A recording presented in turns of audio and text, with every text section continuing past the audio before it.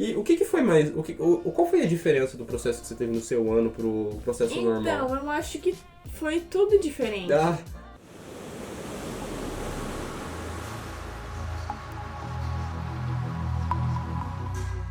Mas não mudou esse negócio de você fazer a inscrição, fazer a prova, fazer a entrevista? Não, mudou muita coisa. Por exemplo, assim, ó, data de inscrição foi diferente também. Geralmente é junho, julho. Geralmente é junho e julho. Primeiro, que o site estava escrito que não ia acontecer esse ano. Uhum. Estava escrito que não ia acontecer esse ano. Ano de 2020, né? 2020. De repente, eles falaram que iam aceitar. E aí começou a aceitar. Pá, abriu, do nada. Ninguém tinha preparado documento nenhum. Por quê? Porque tava escrito que tava fechado. E só pra falar, quando a gente fala ninguém teve que preparar documento nenhum, bem, é só você fazer na hora. Não é.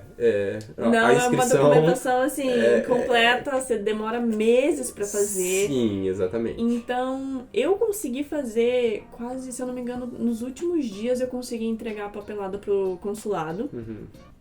E foi, assim, muito em cima da hora, porque eu falei assim, cara, corri atrás. Só que, na época, o que acontece?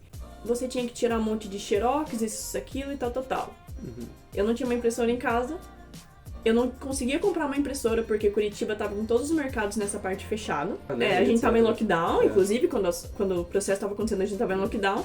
Eles precisavam do carimbo das minhas professoras orientadoras, uma carta de recomendação. Eu não conseguia porque a minha faculdade tava fechada. Então, eu tive que ligar no pessoal da minha orientadora e falar, pelo amor de Deus, eu preciso isso com urgência. Qualquer pessoa chega lá na faculdade e fala, carimba pra mim, por gentileza, você carimba. Agora, quando a faculdade tá fechada, você vai fazer o quê, entendeu?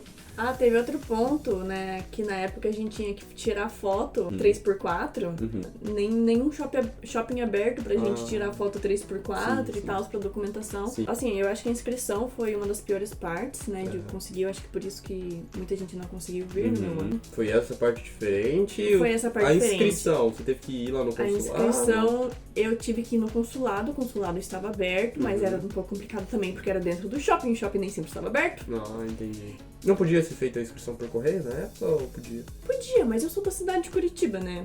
Pertinho, né? Sim, então era bem perto pra mim, bem fácil pra mim. No meu ano eu fiz a inscrição por correio. Por correio? Entendi. Durante o processo de inscrição, uma outra coisa que foi diferente é que nos outros anos todo mundo faz as provas. Esse ano não ia ter prova. Então, durante a sua inscrição, você tinha que entregar a sua nota do Enem.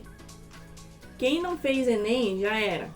Então, como eu tinha feito o Enem, e assim, eu tinha feito o Enem meio de bobeira, porque eu não ia precisar do Enem, mas eu fiz assim, tipo, vai que... E aí, cara, eu dei sorte que eu tinha o Enem, né? Eles pediram também todos os anos que a gente estudou inglês e certificado de japonês. Eu tinha tudo preparado. Você tinha feito intercâmbio no Japão já nessa época, né? Sim, então eu já tinha. Eu também fiz. Eu voltei teste de proficiência. Voltei pro Brasil, falei, vou fazer esse teste, fui pro Japão, vou fazer essa prova.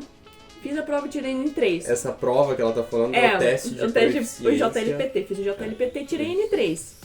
Não ia usar pra nada até então, né? Aí precisou, falei, graças a Deus. Sim. Eu tinha TOEIC que eu tinha feito. A parte da entrevista era online. Ah, foi online. Sim, e aí a gente recebeu a data que a gente ia fazer a entrevista. A parte que me complicou foi que eu não sabia qual data que ia ser. E eu fui pra casa da minha mãe, né? E eu não sabia que ia ter entrevista, então eu não levei roupa adequada, eu não levei uma câmera adequada, nem nada. E aí eu recebi que eu ia ter essa entrevista. Era tipo perto? Era, vai ser semana que vem ou vai ser... Não, eu fiquei sabendo assim, tipo, alguns dias antes. Entendi.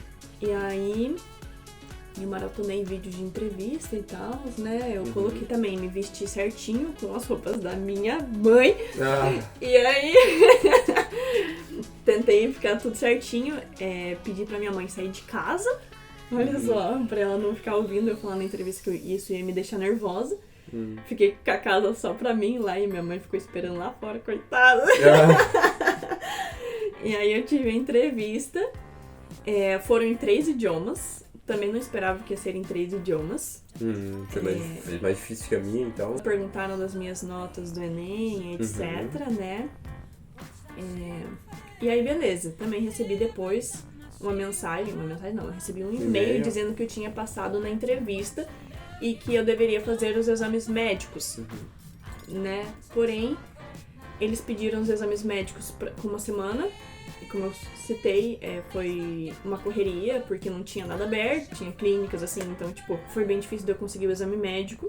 A data eu pedi com urgência. Sim, eu acho que foi por isso que custou R$800. A taxa de urgência, né? Sim, eu pedi com urgência, porque geralmente, se eu não me engano, são 2 semanas, mas a gente ficou com uma semana só pra fazer os exames. Eu pedi com uma taxa de urgência, eu pedi pro dia seguinte já pra eu conseguir dar continuidade em tudo. Tinha exame raio-x que você faz do peito e tal, né? A clínica também abria, tipo, uma vez por semana, então eu tive que pedir também com urgência, eu tive que pagar uma taxa ridiculamente alta. E aí eu consegui todos os exames e entreguei lá. Ótimo.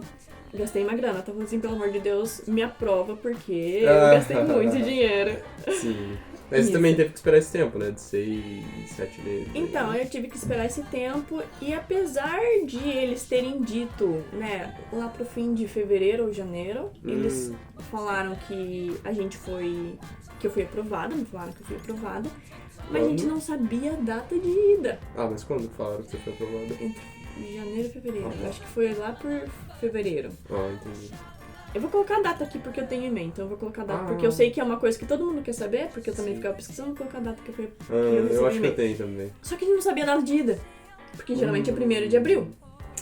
É interessante isso daí, dessa parte que eu acho que eu não falei na minha, mas assim, eu fui aprovado no começo de janeiro e a minha data pra vir era 1º de abril, só que alguns dias antes começaram a ter alguns casos na Europa, e aí não dava pra gente fazer a conexão na Europa, e depois começou a ter no Brasil, e assim, cancelaram a ida de abril, e não sabiam quando que eu ia poder vir pro Japão, e basicamente eu acabei vindo dia 13 de setembro, então eu fiquei aí 5 meses lá no Brasil, perdidaço, não sabia o que fazer, tinha que esperar, não podia continuar indo pra faculdade, então foi complicado essa parte também. A gente não sabia a data que a gente ia vir pro Japão. E a gente ficou sabendo um mês antes. O pessoal de graduação ficou sabendo 2 semanas antes. E o pessoal de profissionalizante ficou sabendo um mês antes. Eu tô rindo porque eu fiquei sabendo do dia que eu ia vir pro Japão na semana anterior de eu realmente vir pro Japão. Foi tipo... É que assim, o consulado eles falaram, bem, estejam preparados para a hora que for necessário. Só que, de novo, gente, demoraram 5 meses da data que era prevista pra gente vir pro Japão. Então, foram 5 meses estando preparado para sair a qualquer hora, entendeu? Sim. Vocês tiveram que fazer exame PCR? Tivemos que fazer o exame PCR. Não tinha o exame PCR na região que eu morava, então eu tive que ir para São Paulo. São 3 horas. São 3 horas de viagem de ônibus, entendeu? Então eu tive que ir para São Paulo, fazer o PCR. Tinha aquela questão de que você tinha que ter ele tinha que ser feito 24 horas antes do momento do embarque, né? Então, assim... Sim. Foi uma doideira. No meu caso também foi uma doideira. Um dia antes eu fiz. Em Curitiba tinha clínica aberta, né? Paguei 300 e poucos reais. Taxa de urgência também. Taxa de urgência também, né? Paguei 300 e poucos reais, ficou pronto na data de ida. Então foi uma coisa que também me desesperou, porque assim... o caso muito complicado, porque assim, ninguém sabia o que estava acontecendo direito e etc. Então, eu tinha que chegar até Doha com o meu PCR ativo, válido ainda. Pra eu poder embarcar no próximo. Então eu tinha que fazer perto o suficiente da viagem pra dar tempo de chegar até... Que doideira, né? Sim, só que o problema é que quando que vai ficar pronto o negócio? É que são 24... A viagem total são mais de 30 horas, então, né? Exatamente. Aí, esse foi a parte difícil, entendeu? Você tem que fazer logo antes de embarcar, praticamente. Sim, e aí... No dia da viagem, tive que sair correndo buscar o PCR, tipo, rezando pra que ele ficasse pronto antes de eu embarcar. E eu conseguisse ir lá buscar ele, e aí ir lá... Um detalhe pro pessoal é que, assim, nós só viemos pro Japão, eu só vim em setembro e ela veio depois, um pouco atrasado também, mas a gente só veio porque a gente era basicamente bolsista do governo japonês, a gente... Tinha esse privilégio, porque não tinha viagens pro Japão. Sim. Hoje em dia eu conto rindo, mas na época eu tava surtada. Tava surtada. Foram anos atípicos. Foi um processo muito atípico. Bem, mas no fim das contas, tanto eu quanto a Júlia, a gente conseguiu embarcar e vir aqui pro Japão. Tanto que a gente tá, né, gravando vídeo aqui pra vocês no Japão, Sim, né? deu certo. No final deu tudo certo. No final deu tudo certo, mas a experiência foi um pouquinho... E no nosso caso, tanto meu quanto do Igor, dessa vez a gente teve que ficar num hotel por 14 dias antes de ir pro dormitório. Quarentena, né? A gente teve que fazer a quarentena. A minha quarentena eu tive que pagar o hotel também. No meu ano eu não precisei pagar o hotel, tá, gente? Foi uma facada. E o Brasil, por ele ser o Brasil, por ele estar tipo, completamente contaminado na época, a gente não pôde sair do quarto nos 3 primeiros dias. Então eu tive que sobreviver com as coisas, com a comida que eu tinha na mala. Bolacha, basicamente. No meu ano... Vono. Ah. E assim, o que tinha dentro da mala, barrinha de No meu ano cereal. não teve isso, a gente podia sair do quarto. Não era recomendado que você ficasse saindo e andando Não, pelo eu não hotel, queria sabe? sair andar pelo hotel, eu queria comer alguma coisa. Mas a gente não podia nem sair do hotel nesses 14 dias, né? A gente ficou também não indo lá podia sair do quarto, no né? Lawson que tinha no primeiro andar. Family Mart que tinha no primeiro andar. E aí a gente teve que fazer um PCR a mais do que os outros, por ser brasileiro. Por ser brasileiro. Olha que beleza. Olha que legal. Foi difícil. Eu acho que essa foi bem difícil. Essa foi a nossa experiência, gente. Eu não sei, provavelmente tem vários outros vídeos aí a respeito da experiência de aplicar, passar e vir para o Japão pela Bolsa Mestre. Só que assim, tanto o meu ano quanto o ano da Júlia foram anos extremamente atípicos. Pelo que vocês puderam ouvir aí, esses são só algumas partes da história. Essa foi a nossa experiência, então. Um pedaço da nossa experiência. Se vocês quiserem ouvir um pouquinho mais, deixem aí nos comentários. A gente pretende, de novo, gravar mais vídeos relacionados com a Bolsa do Next. E esse foi um deles. Até mais! Tchau, tchau! Tchau, tchau!